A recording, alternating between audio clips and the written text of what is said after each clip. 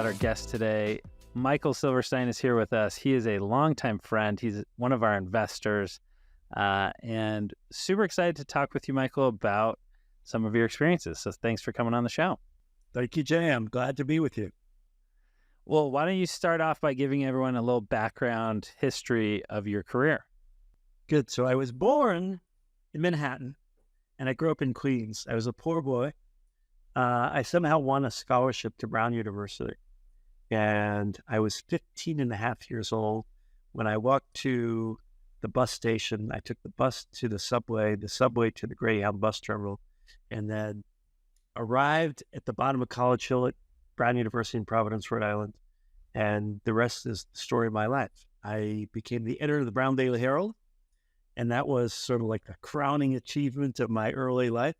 I went to work for United Press International in Memphis, Tennessee. I covered West Tennessee, Northern Mississippi, and Eastern Arkansas. The highlight of my life was when Elvis Presley died. He was a Memphis resident. I then went to Harvard Business School.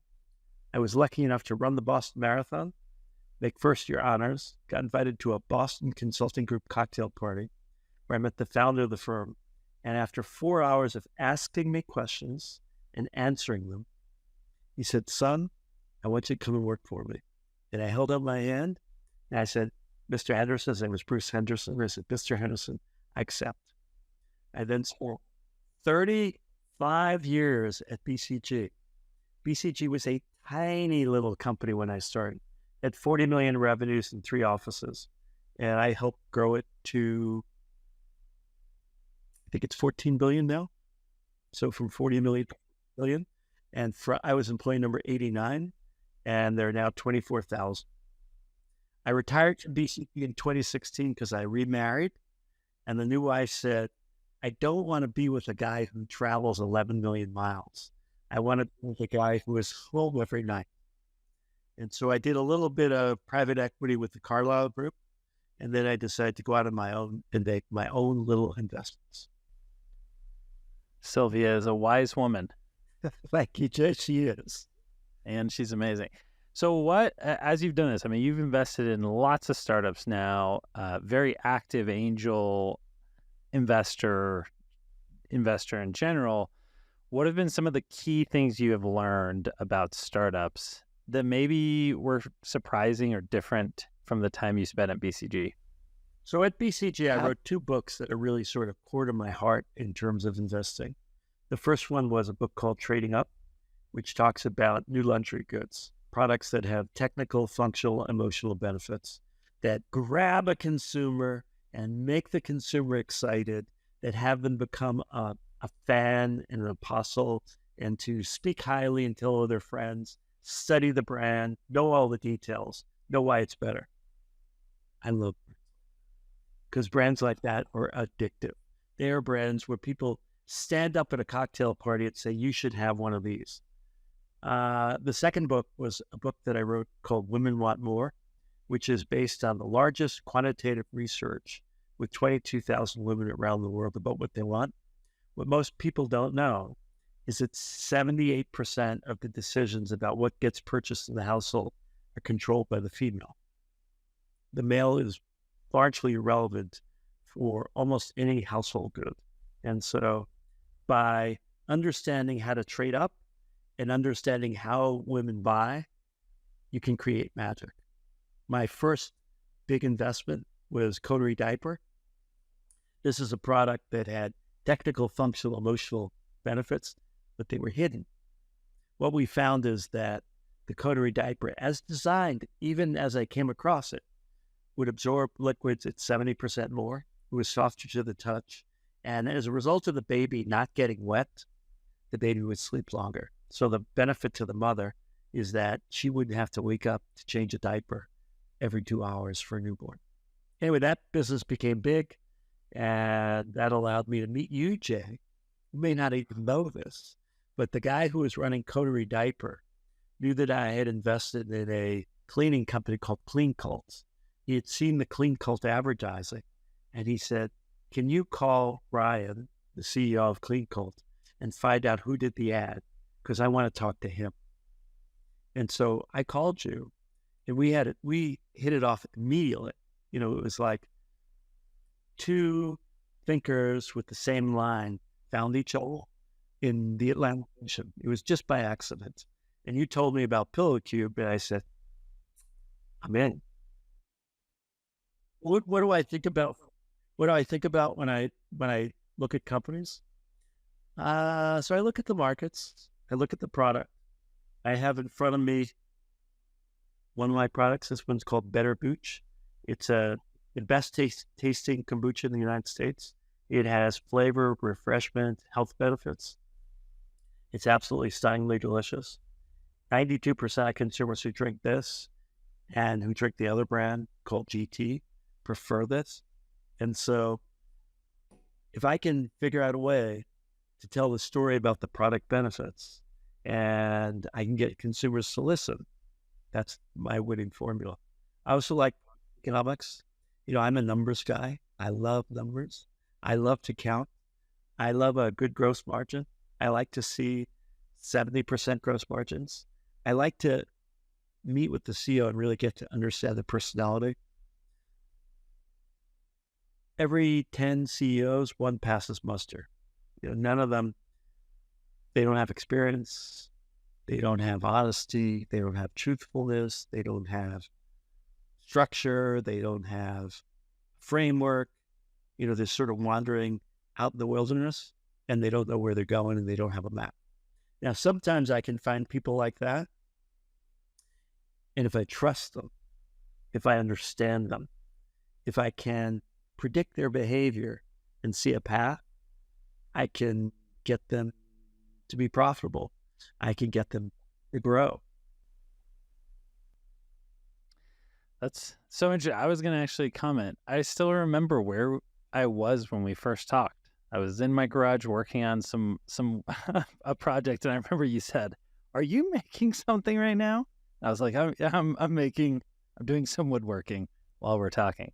I remember it was on a Saturday, and yeah, I think it's unbelievable to see how you've been able to kind of nurture and find these great CEOs. As you do that,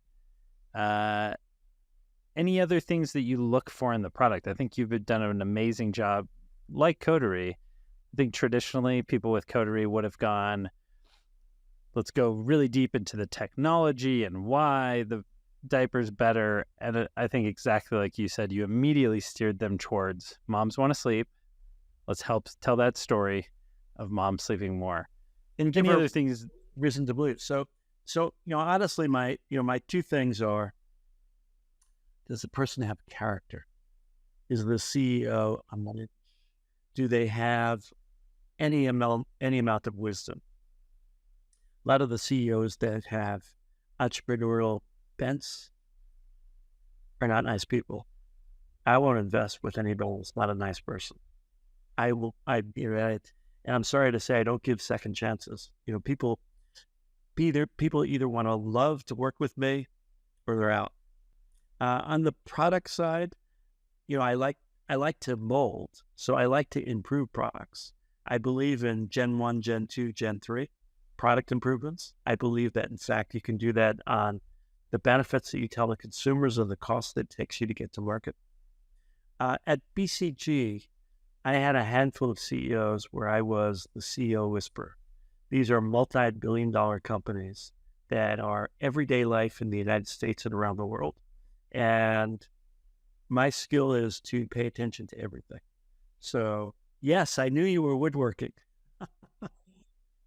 I thought that was nice that you had a hobby, that you had things that you could do that you were really special at, and that would give you recreation. I mean, the truth is that a CEO who works 150 hours a week is a CEO who's really not very productive. He's a CEO that doesn't have a path. Yeah, it's really true. Well, I love what you said about, finding people who kind of fit a certain mold. I think that's so important as you look at companies and what is this person like. As you're looking at a particular entrepreneur, any stories that come to mind, or even at your time at BCG where you kind of either saw some clues that were like, oh, that's telling me, like, what are some of those things you noticed? Because I think you are an extremely perceptive person, and you can not only perceive things, but kind of, I don't even know if classify is the right word, but kind of put it into context very quickly at, oh, this is the type of person they are, and this is what that means. Any things you would teach people when you're looking for those things, maybe not even an investment, maybe in your job, maybe in the company you should work for? Yeah. So honestly, I have a 3-step process. My first step is immersion in the category. Sylvia describes me as Robert De Niro doing a new film, and I become an absolute complete expert in how the product is made, how it's served to consumers, how they consume it, how they repurchase it. I was doing a project for a Mexican restaurant once, and I studied every element of Taco Bell's menu. I studied how how do you turn it, how do you cut it, how do you make the cheese, what do you do with the avocados, where do you get the beans, what's the composition of the meat. I saw a lot of improvements possible, by the way, and that's what I do. I get completely immersed in the category and the competitors, the market, the consumer, the target segment. I look for holes in the market. So where are people playing today and where are they not playing? And for me, they call it market fit. I look for market fit. The second element of by my immersion is to really understand the personality. So I told you I grew up in Queens. I was a little kid, went to college, and I walked up College Hill. Whoever I work with, I want to know their story. I want to know about their family. I want to know about their history. I want to know about the things that they're proud of and the things that they're not proud of. I like to ask a question: what was your biggest failure? And a lot of people don't like that question, and they basically try to get off of that question. And I hang on to it like a rabid dog because I really want to know. I want to, as human beings, we learn more from our failures than our successes. Our failures are the things that we carry around with us, and we say, don't do that. It's like touching a hot oven. How do I avoid it? And, as a little kid, you learn, don't put your hand in an electric outlet. Don't put your hand in flame. And those lessons are the lessons that carry you forward into life. Some people are crippled by their failures and can't get over them. And I'm trying to understand character. I'm trying to understand honesty and integrity. And a lot of people lie. So a lot of the venture decks that I get, I say, what's your CAC? What's your LTV? Who's your target consumer? Where do they live? And the general answer is whether they know it or they don't know it, they give an answer. And often the numbers don't compute. So I was recently looking at a meal company, and he said that his LTV was $5,000 and his CAC was 35. And, he's doing $200,000 a month. And so then I said, well, if your CAC is 35, your LTV is that high, why are you growing at 2% a year? Couldn't quite answer the question.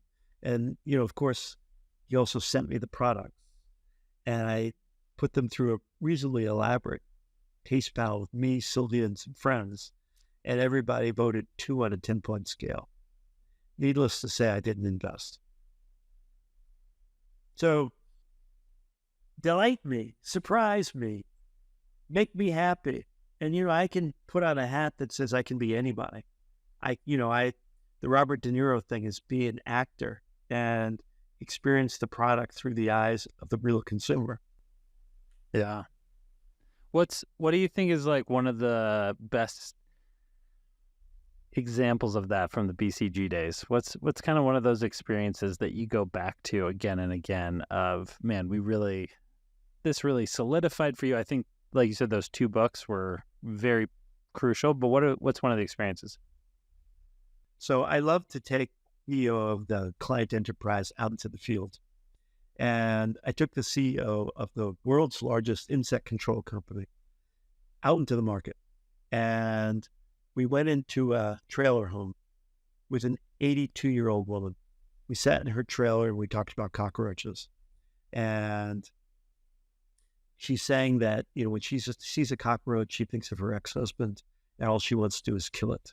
All she wants to do is kill it.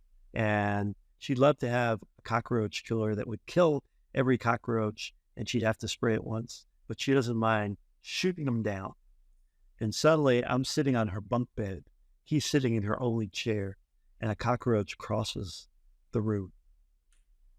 And she starts spraying the cockroach. And I count to myself, 1,000, 2, 1,000, 3, 1,000.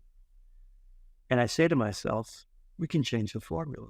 We don't have to have so much active ingredient, the insecticide, because she's drowning the cockroach. They have water and insecticide in the solution that's coming out of the valve, and she is penetrating the cuticle of the cockroach and drowning it. And so we can invert the ratio, cut product cost by 50%, and have happy customers. In fact, we increased the pressure valve, so more water came out, and the cockroaches flipped over faster. That's a classic story of understanding the product use and how do you change characteristics to make it more economical. Another one is I was working for the world's largest producer of processed cheese. And we did a map of how is cheese used. And, everybody can sort of say what the applications are because everybody uses cheese. It's quite universal. And so you use it for hamburgers, you use it for grilled cheese sandwiches, you use it for dips, you use it for a really wide application. One of the applications was pizza. And the client didn't have a pizza company. And mozzarella cheese is the biggest single consumer, is the biggest category of cheese in the United States. And so we started thinking about how do we make more money in mozzarella cheese? And we decided that the only way to do it was to forward integrate and become a pizza manufacturer. And so we bought a tiny little pizza company in Wisconsin for $50 million. And we took that pizza platform and turned it into $1 billion platform. And then we put on top of that a trading up pizza and turned it into a $3 billion business. So the insight was lay out the consumption data. Where's cheese used? What are the key applications? And how do we become a greater participant? It was expanding. It was market expansion. I love it. Well, I love the cheese story is so interesting. And also the cockroach. I think one of the most common things I see with startups is a lot of times startup people, as they grow and as startups scale, they disconnect from customers. So all of a sudden you go from selling at a farmer's market and you're talking to your customer every day and you're getting feedback, and all of a sudden it's like, I haven't talked to a customer, in forever. And that can be a really big disconnect, especially if you have a founder who forgets to listen or they dismiss feedback. Like, yeah, that person doesn't know what they're talking about. So my single most famous story is the work that I did for a laundry company. And for this laundry company, the CEO was a multi-billionaire and a tough cookie. I was considered the only guy that could stand up to him. And so I got him to buy a first phase of work in the laundry category. It was a $2 billion business. It made about 10% EBITDA, and it hadn't grown. And so I got him to agree that BCG would do 100 qualitative interviews with single professional women in urban markets. And the plan was to do a 3-hour interview. The first hour was in her living room, where we talked to her about her lifestyle and her interests and her social life and the laundry that she chose and why. The second hour was in her bedroom, where we took all of her underwear, we put it on the bed, and we had a clipboard, and we took each item and we said, what is it? Who is the manufacturer? How much did you pay for it? When did you buy it? And how often do you use it? That's called occasion of use. That was the most important phrase that we came up with, which is every piece of laundry had a purpose. Some was for work, some was for exercise, and some was for social. And single professional urban women in major markets have active social lives, but they have a separation between work and social. And so Monday through Thursday was work. And generally, these sophisticated urban professional women actually at that time were wearing white cotton underwear. And it was not sexy. It was not glamorous. It was not comfortable. But that's what they did. And they wore the client's underwear on Friday and Saturday night when they either had a date or they thought they might have a date. And so the big breakthrough in the third hour of the interview was, what do they want out of underwear? And what's the design characteristics and what's the spec? And so they spec'd the new brand for the clients, right? This was invention on the spot, that they wanted sexy, glamorous, and comfortable. And they wanted it in a form that they could wear every day. And we introduced X, Y, and Y, put it in there. We put it in their Herald Square store. And within 9 months, we had a new $400 million business. And it was basically called patterning and understanding consumers to get to understand their dissatisfactions. So interesting. What's something that you've learned in investing and working more with startups that was new? Something that maybe you didn't pick up, or even contrary to something you saw at BCG? Well, there are a lot of things. I mean, first of all, I used to have teams that were as big as 100 people. And now my team is big. So I have to manufacture the data. I mean, I still am very data oriented, but I take shortcuts. And generally, these little companies can't afford to buy data. They can't afford to do focus groups. So I actually go into stores on their behalf and I talk to their consumers. And I have their consumers tell me, it's qualitative. It's not quantitative. But then we put it through a quantitative screen. So I have a hair care company, and we were having problems with a couple of the specific colors. And so we did an online survey of 500 of our consumers to understand exactly what they wanted. And we were able to change the formula, improve it, change the positioning, and dramatically increase sales. So, the same tools, the same methodology, but on a low-cost scale, is at the hands of every little consumer company. It's amazing what you can do with an email. I mean, that's just something, back in a lot of these times you were talking about, you couldn't send a survey by email to customers and get data.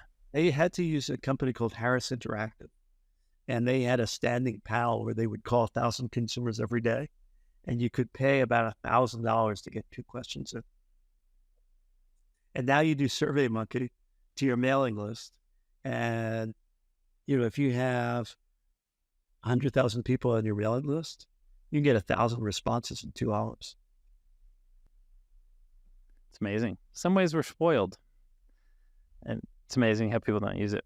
My average portfolio company CEO does not do a lot of surveys, is not very curious. The most important characteristic beyond honesty, intelligence, is curiosity. So you have to be really hungry to understand. It's amazing. What's been the funnest part of being an investor? What's the thing you've enjoyed?